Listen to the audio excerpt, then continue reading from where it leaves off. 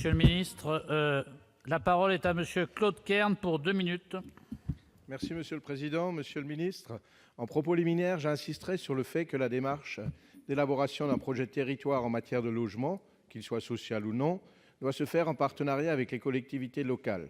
Elle oblige à articuler la réflexion sur le logement au sein de son contexte territorial et de ses dynamiques de développement et permet ainsi d'avancer de manière opérationnelle. Dans les territoires, nous disposons d'éléments prospectifs, SCOT, PLH, SRADET, entre autres. À ce titre, la montée en puissance des collectivités territoriales et de l'intercommunalité ont eu un impact important sur les politiques du logement. Or, les contraintes sur les finances publiques deviennent un des principaux sujets de préoccupation des acteurs.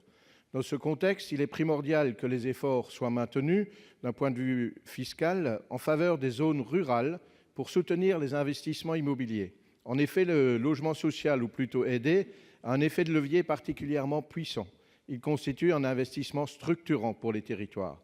Or, opérer un rezonage restrictif en matière de PTZ et de dispositifs Pinel s'avère extrêmement contre-productif pour les territoires ruraux, puisqu'on leur fait perdre en attractivité et on les fragilise encore davantage.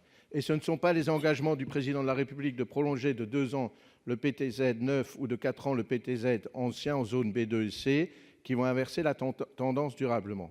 Et c'est la même chose en matière de taxation des plus-values immobilières réalisées au moment de la vente de terrain notamment.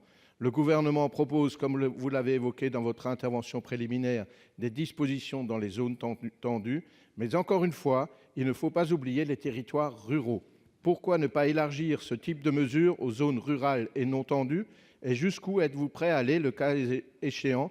Par exemple, exonération quand il s'agit de projets relatifs au logement aidé et taux de réduction élevés pour les autres opérations. Je vous remercie pour les éléments que vous pourrez nous fournir à ce sujet afin que nos territoires restent attractifs en ce domaine et que les moyens développés puissent participer activement à la réduction de la fracture territoriale et sociale. Merci. La parole est à Monsieur le ministre. Technique. Merci, monsieur le sénateur. Plusieurs points, trois points très rapidement. L'importance des collectivités. Je répondais tout à l'heure à madame la sénatrice Estrosi Sassone. Un autre point que je n'ai pas évoqué, c'est pour ça, par exemple, alors ça va mieux en le disant, puisqu'on ne le dit pas, c'est nulle part dans notre stratégie indiquée, mais c'est pour ça qu'on a pris aussi un engagement très ferme, de laisser bien évidemment le permis de construire dans la main des maires. Sachant que beaucoup sont venus nous voir le premier jour en nous disant « Attendez, la meilleure des solutions, si on veut plus construire, que ce soit du social, pas du social et autres, c'est surtout enlever le permis de construire dans la main des maires. » Aujourd'hui, vous ne construisez pas si l'élu local il n'est pas d'accord. Ce n'est pas vrai.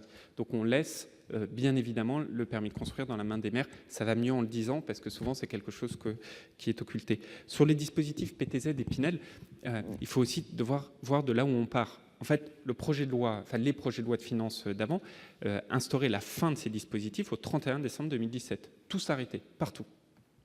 On a pris un engagement ferme, c'est de reconduire ces dispositifs sur 4 ans dans la plupart des cas, sur 2 ans dans le neuf, dans les zones B2 et C, je parle du PTZ 9, et de 4 ans dans ces mêmes zones sur l'ancien. Et pourquoi sur une aussi longue durée? Pour justement donner de la visibilité, de la lisibilité aux acteurs. Mais aujourd'hui, objectivement, rares ont été les gouvernements qui ont pris un engagement de rallonger sur une aussi longue durée ces instruments financiers, que ce soit en zone dense ou en zone détendue. Après, la difficulté de la zone détendue, mais c'est tout l'enjeu de la territorialisation de la politique de logement et des instruments. Il y a des zones détendues, celles que j'évoquais tout à l'heure dans l'Oise, où objectivement, ce qui tue l'âme du village, c'est d'avoir eu que des constructions aux alentours par des dispositifs fiscaux et pas du tout de rénovation du centre-ville.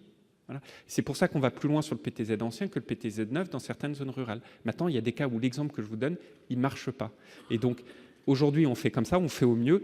Ça pose la question de la politique du logement à terme.